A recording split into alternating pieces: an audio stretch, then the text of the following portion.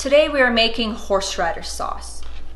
It is made out of the horseradish root, which is called horseradish because it is a radish that is hung like a horse. It is also a blatant symbol of the patriarchy. This is why women love to grind it up and consume it, as it brings us closer to our male form, thus replacing mankind. Now, the first thing we have to do is wash this. Feels like adultery.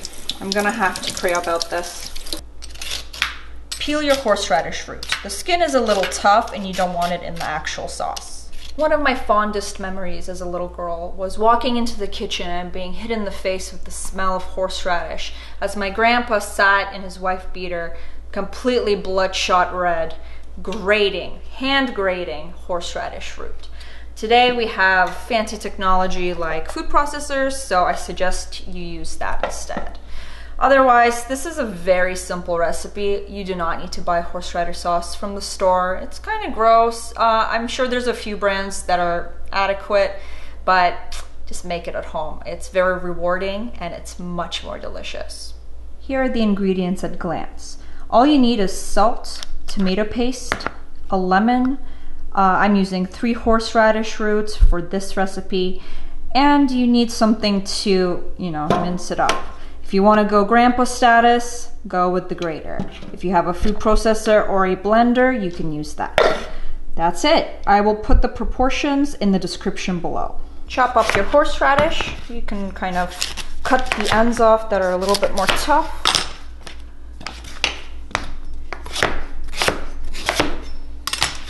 The smaller you chop it, the less work your blender has to do.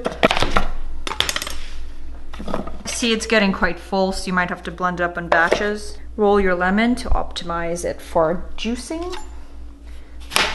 Lemon right in.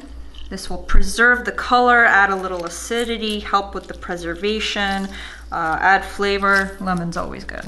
Now we still have a 3rd horseradish root to add in, and we'll do that once this is blended. Let's start with a tablespoon of tomato paste, and then I'll see what the color looks like and how it tastes. We can always add more. Add a little water or more lemon juice to help it get going.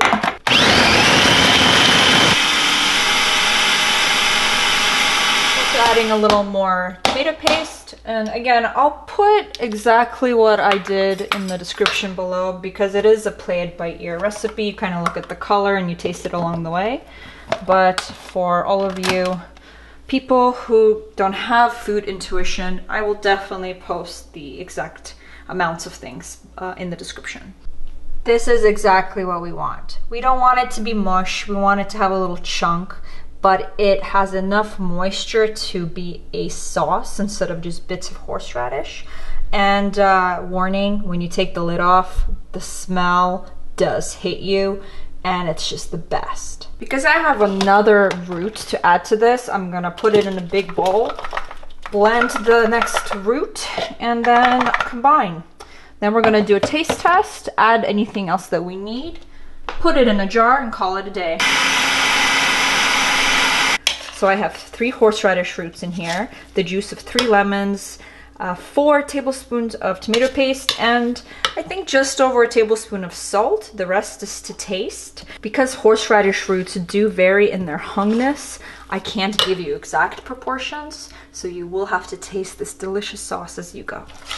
Fill up a jar and you're all set. Keep it in the fridge, put it into smaller jars, give it away for Christmas. Thanksgiving is great because you're eating tasteless turkey, so I like to lather it with horseradish. I love it on pork, I love it on beef. If you like it creamy, just add mayo to it. It's wonderful.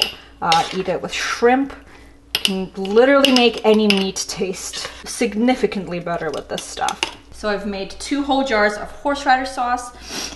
And if you can hear me, I'm sniffling. It's definitely got to me.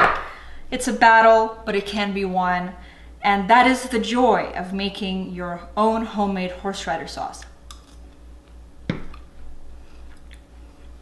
Thank you, Grandpa. Stay healthy, stay Slav.